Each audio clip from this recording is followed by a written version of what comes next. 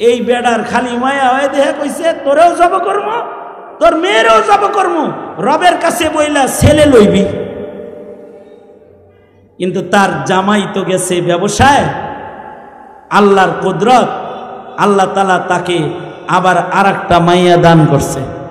তো এবার মেয়ের সংখ্যা হইল 7টা। কয়টা?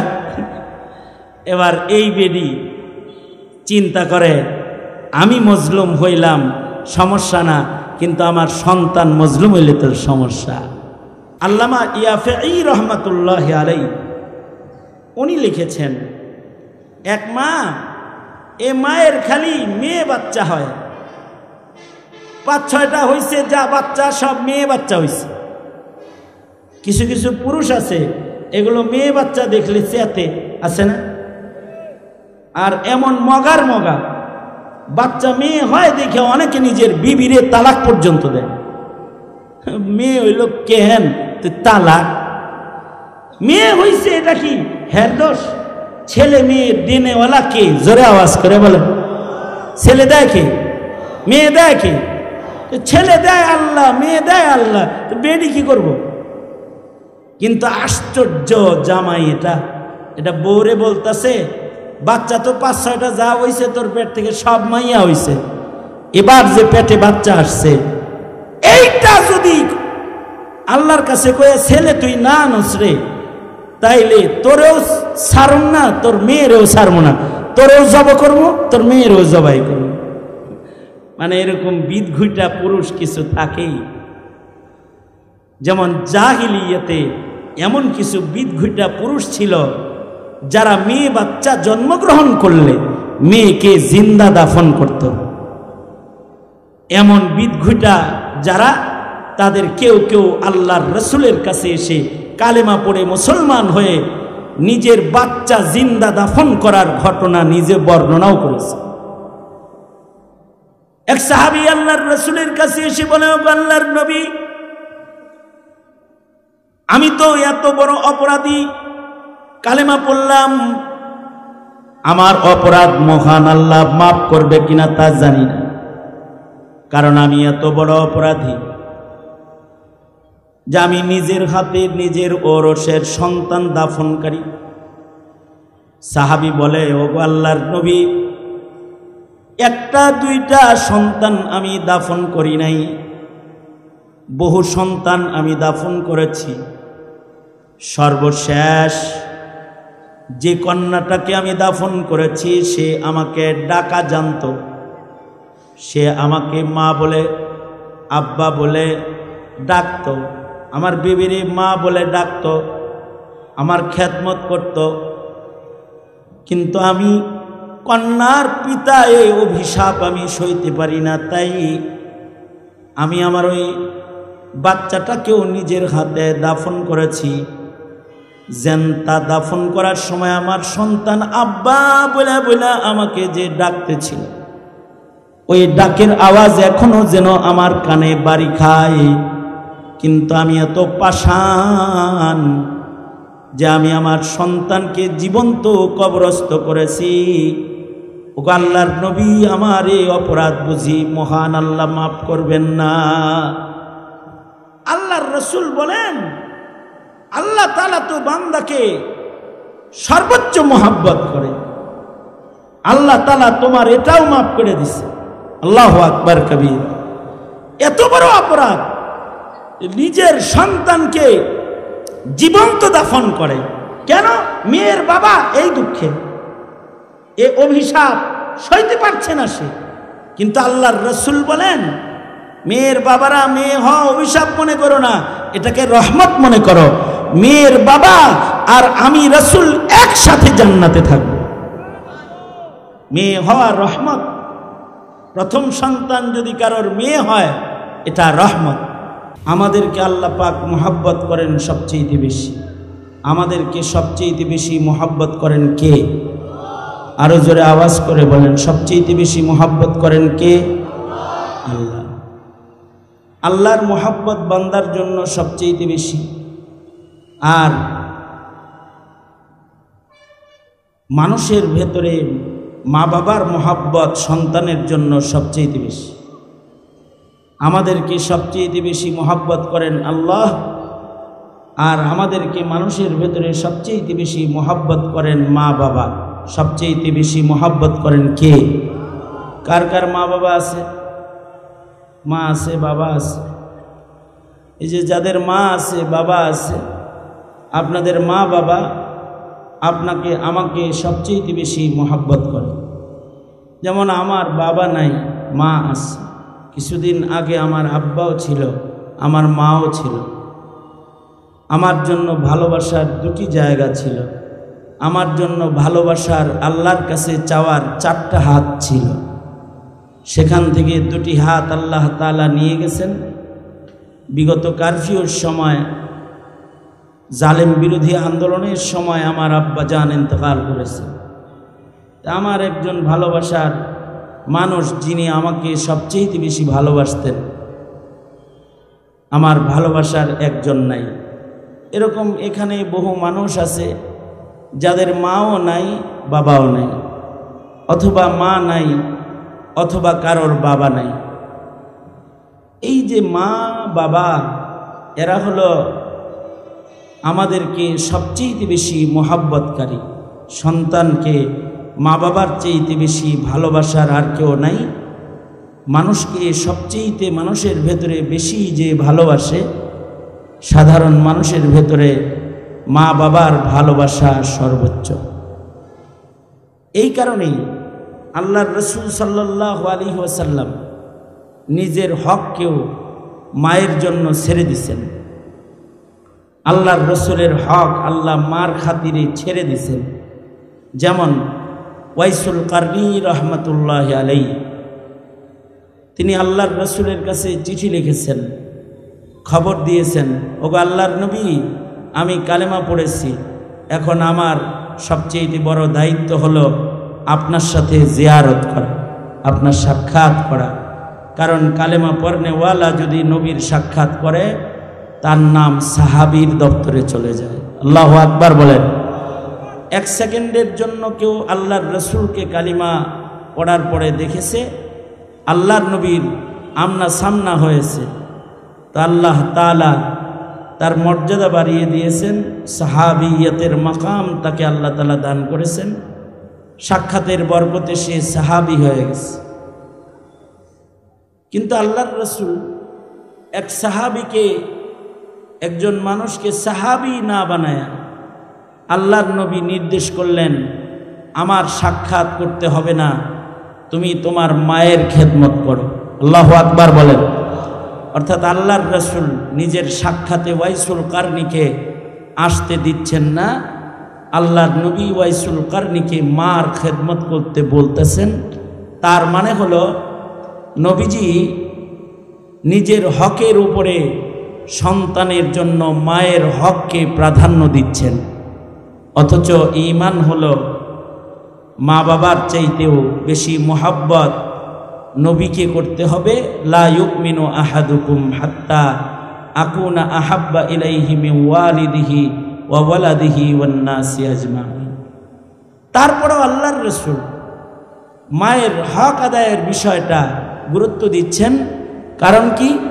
কারণ হলো এই পৃথিবীর মাটিতে মা বাবার চাইতে বেশি মহব্বতকারী আর কেউ নাই। বুখারী শরীফের রিওয়ায়াত, হযরত ওমর থেকে বর্ণনা। মুসলমানদের কাছে কাফেরদের কিছু নারী পুরুষ বন্দী হয়ে গেল, যুদ্ধে বন্দী হয়েছে। এই বন্দীদের ভেতরে কিছু মহিলাও আছে। হঠাৎ করে এই মহিলাটা তার সন্তান দেখা দৌড় দিল, অর্থাৎ তার দুধের শিশু হারিয়ে গেছে। সে মনে করেছে মুসলমানের আক্রমণে আমার সন্তান বুঝি শাহাদাত বরণ করেছে। কিন্তু হঠাৎ করে দেখে, মা দেখতে পাচ্ছে যে তার দুধের শিশুটা জীবিত আছে। হযরত ওমর রিওয়ায়াত করেন, মা এটা দেখার সাথে সাথে সন্তানের দিকে একটা দৌড় দিছে এবং মা এক দৌড়ে সন্তানের কাছে গিয়ে সন্তানকে বুকে জড়ায় ধরেছে। আবেগ আপ্লুত হয়ে সন্তানকে কোলে নিয়েছে। মা সন্তানকে দুগ্ধ পান করাইতেছে, আদর করতেছে। মায়ের পক্ষ থেকে সন্তানের আবেগ, সন্তানের এই ভালোবাসা মার হৃদয়ে যেটা আছে, এটা দেখে সাহাবায়ে কেরাম সবাই বিস্মিত, আশ্চর্যান্বিত। হায়, মাকে আল্লাহ তাআলা সন্তানের জন্য কত ভালোবাসা দান করেছেন, যে মা নিজের জানের মায়া নাই, নিজের সব কিছুর কথা ভুলে গিয়ে সন্তানকে কোলে নিয়েছে। এটা আল্লাহর রাসূল সাল্লাল্লাহু আলাইহি ওয়াসাল্লামও দেখতেছে। মার ভালোবাসা সন্তানের জন্য বেশি, এ কারণেই মায়ের দোয়া আল্লাহ তাআলা ফেরত দেন না। কারণ মা যখন সন্তানের জন্য দোয়া করে, এই দোয়ার ভেতরে ভালোবাসার পরিমাণ হয় সর্বোচ্চ। এ কারণে মা বাবার দোয়া আল্লাহ তাআলা কখনোই ফেরত দেন না। মা বাবার দোয়া সন্তানের জন্য সর্বোচ্চ কবুল দোয়া। আল্লাহর রাসূল বলেন, তিনজন মুস্তাজাবুদ দাওয়া আছে, তাদের ভেতরে এক নাম্বার হলো মা বাবা। মা বাপ যদি কোনো দোয়া করে, সে দোয়া আল্লাহ ফেরত দেন না। মা বাবার দোয়া আজব।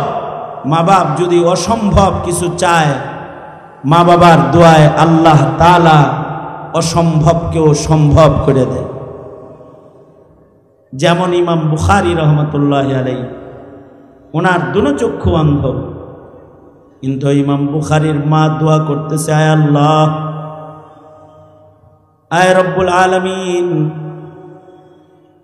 আমি ঔষধ বুঝি না, ডাক্তার বুঝি না, আমার এতিম সন্তান মুহাম্মদের চোখ নাই, আয় রব্বুল আলামিন, আপনি আপনার কুদরত দিয়ে আমার সন্তান মুহাম্মদের চোখকে ভালো করে দেন। ইমাম বুখারী রহমতুল্লাহি আলাইহি অন্ধ, বাচ্চা বয়সে অন্ধ, কিন্তু মা এমনভাবে নিজের সন্তানের জন্য দোয়া করেছে যে মায়ের দোয়ার বরকতে ইমাম বুখারী রহমতুল্লাহি আলাইহির অন্ধ চোখ বিনা ডাক্তারে, বিনা চিকিৎসায় আল্লাহ তাআলা ভালো করে দিয়েছে। সুবহানাল্লাহ। আসলে বান্দাকে সুস্থ করেন ওয়ালা কে? জোরে আওয়াজ করে বলেন। অসুস্থতা দেন কে? সুস্থ করেন কে? কোন ঔষধে সুস্থতা নাকি সুস্থতা আল্লাহর কাছে? আল্লাহর কাছে। পূর্বের যুগের শামসুদ্দিন যাহাবী রহমতুল্লাহি আলাইহি এক মুহাদ্দিসের কথা বলেছেন আসমাউর রিজালের কিতাবে। শামসুদ্দিন যাহাবী উনি এক মুহাদ্দিসের কথা বলেন। মুহাদ্দিসের নাম হলো আল্লামা ইয়াকুব রহমতুল্লাহি আলাইহি। হাফিজুল হাদিস ছিলেন, অসংখ্য অগণিত হাদিস ওনার মুখস্থ ছিল। তো উনি হাদিস লিখতেন।